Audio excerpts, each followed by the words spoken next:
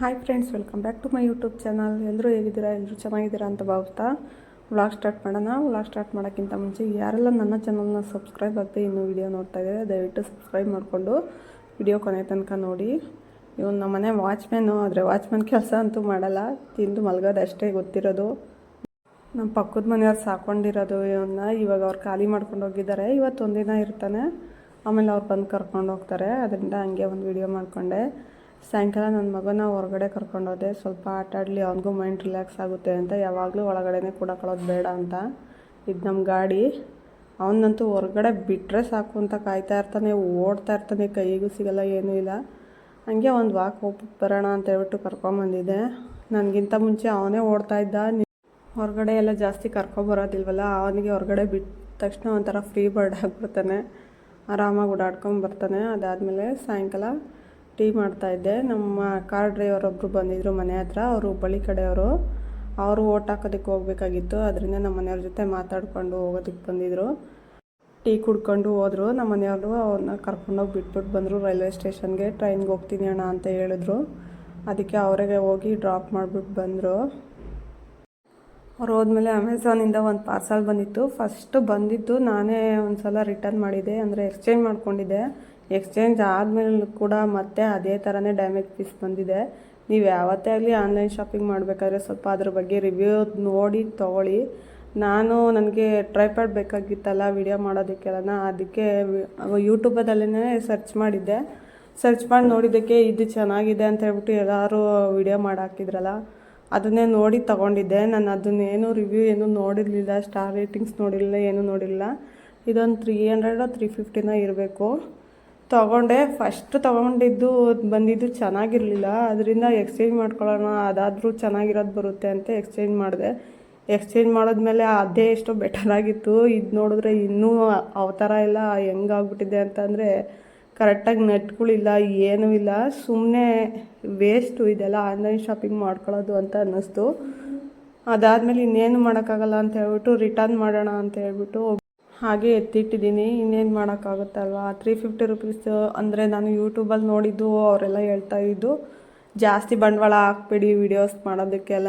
Vlog ಏನೇ ಒಂದು ನೀವು ಇದು ಮಾಡಿಕೊಟ್ರು ಫಸ್ಟು ಅರ್ನಿಂಗ್ಸ್ ಆಗೋವರೆಗೂ ಜಾಸ್ತಿ ವೀಡಿಯೋಸ್ಗೆಲ್ಲ ಈ ಥರ ಎಲ್ಲ ಫೋನ್ಗೆ ಆಗಲಿ ಟ್ರೈಪಾಡ್ಗೆ ಆಗಲಿ ಬಂಡವಾಳ ಹಾಕ್ಬಿಡಿ, ಮೈಕಿಗೆ ಆಗಲಿ ಅಂತ ಹೇಳ್ತಾಯಿದ್ರು. ಅದರಿಂದ ಇದನ್ನು ತೊಗೊಂಡಿದ್ದೆ.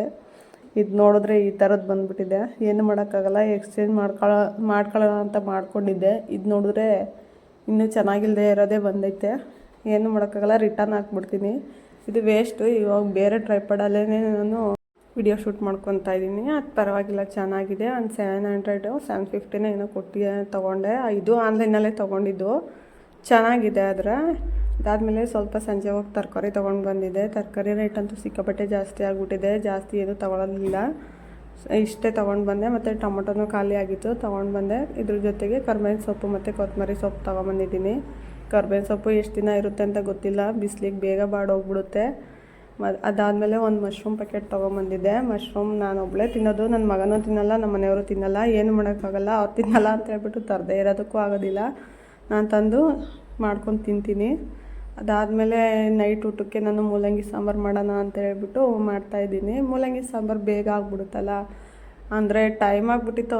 ಫಸ್ಟು ಸ್ವಲ್ಪ ರೈಸಿಗೆ ಇಟ್ಬಿಟ್ಟೆ, ಅದು ಅನ್ನ ಹಾಕ್ತಾಯಿದ್ರೆ ಬೇರೆ ಅಡುಗೆ ಕೆಲಸ ಮಾಡ್ಕೋಬೋದು ಅಂತ ಹೇಳ್ಬಿಟ್ಟು ಇದ್ರ ಜೊತೆಗೆ ನಾನು ಮೂಲಂಗಿ ಜೊತೆ ಒಂದು ಆಲೂಗಡ್ಡೆನ ಸಿಪ್ಪೆ ತೆಗೆದು ಹಾಕ್ಕೊಂಡಿದ್ದೀನಿ. ಸಿಪ್ಪೆ ತೆಗೆದು ಹಾಕೊಳೋದ್ರಿಂದ ವಾಯ ಆಗೋದಿಲ್ಲ ಅಂತ ಹೇಳ್ತಾರೆ, ಅದರಿಂದ ಆ ಥರ ಮಾಡ್ಕೊಂಡಿದ್ದೀನಿ. ಮೂಲಂಗಿನ ಫಸ್ಟ್ ಫ್ರೈ ಮಾಡ್ಕೊಳ್ಳೋದ್ರಿಂದ ಅದರಲ್ಲಿ ಮೂಲಂಗಿಲಿರೋ ನೀರೆಲ್ಲ ಬಿಟ್ಕೊಂಡಾದ್ಮೇಲೆ ಮಸಾಲೆ ಹಾಕ್ಬಿಟ್ಟು ಮಾಡಿದ್ರೆ ಸಾಂಬಾರು ಚೆನ್ನಾಗಿರುತ್ತೆ. ಇಲ್ಲಾಂತಂದರೆ ಹಂಗೆ ಹಸಿ ಮೂಲಂಗಿ ಹಾಕೋದ್ರಿಂದ ಅದರಲ್ಲೆಲ್ಲ ನೀರು ಬಿಟ್ಕೊಳ್ಳುತ್ತಲ್ಲ, ಸಾಂಬಾರಿಗೆ ಬಿಟ್ಕೊಂಡ್ಬಿಡುತ್ತೆ. ಆವಾಗ ಸಾಂಬಾರು ಸ್ವಲ್ಪ ತೆಳ್ಳಗಾಗ್ಬಿಡುತ್ತೆ.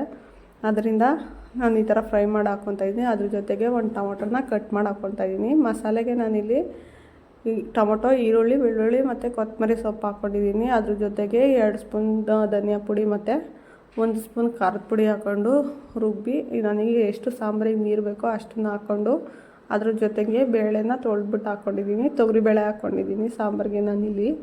ಅದಾದಮೇಲೆ ಸ್ವಲ್ಪ ನೀರು ಹಾಕಿ ಲಿಡ್ ಕ್ಲೋಸ್ ಮಾಡಿಬಿಟ್ಟು 2 ವಿಷಲ್ ಬರೆಸ್ಕೊಂಡ್ರೆ ಸಾಂಬಾರು ರೆಡಿ ಆಗುತ್ತೆ.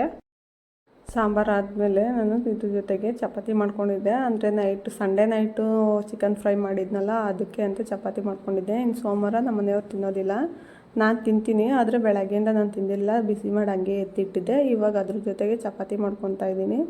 ಚಪಾತಿ ಹಾಕ್ಬಿಟ್ಟು ನನ್ನ ಮಗಂಗೊಂದು ತಿನ್ನೋದಕ್ಕೆ ಅಂತ ಕೊಟ್ಟಿದ್ದೆ. ಅವ್ರ ಅಜ್ಜಿ ತಾತನ ಜೊತೆ ವಿಡಿಯೋ ಕಾಲಲ್ಲಿ ಮಾತಾಡಿಕೊಂಡು ಒಂದು ಚಪಾತಿ ತಿಂದಿದ್ದ. ಅದಾದಮೇಲೆ ಅವನಿಗೆ ಊಟ ಮಾಡಿಸಿ ಮಲಗಿಸ್ದೆ. ನೈಟ್ ಊಟದಲ್ಲಿ ಜಾಸ್ತಿ ನಾನು ರೈಸ್ ತಿನ್ನೋದಕ್ಕೆ ಇಷ್ಟಪಡೋದಿಲ್ಲ, ಅದರಿಂದ ಚಪಾತಿನೋ ಇಲ್ಲಾಂತಂದರೆ ಮುದ್ದೆನೋ ಮಾಡ್ಕೊಂಬಿಡ್ತೀನಿ. ಇದಾಗಿತ್ತು ಇವತ್ತಿನ ವ್ಲಾಗ್. ಈ ವ್ಲಾಗ್ ನಿಮ್ಗೆ ಸ್ವಲ್ಪನಾದರೂ ಇಷ್ಟ ಆಗಿದ್ರೆ ಪ್ಲೀಸ್ ಒಂದು ಲೈಕ್ ಮಾಡಿ, ಸಬ್ಸ್ಕ್ರೈಬ್ ಆಗೋದನ್ನು ಮರಿಬೇಡಿ. ಹಾಗೂ ನಿಮ್ಮ ಫ್ರೆಂಡ್ಸು ಮತ್ತು ಫ್ಯಾಮಿಲಿ ಮೆಂಬರ್ಸ್ಗೂ ಶೇರ್ ಮಾಡಿ, ಅವರು ಕೂಡ ವಿಡಿಯೋನ ಸಪೋರ್ಟ್ ಮಾಡಲಿ ಅಂತ ಹೇಳ್ತಾ ಈ ವಿಡಿಯೋನ ಇಲ್ಲಿಗೆ ಎಂಡ್ ಮಾಡ್ತಾಯಿದ್ದೀನಿ. Thank you for watching.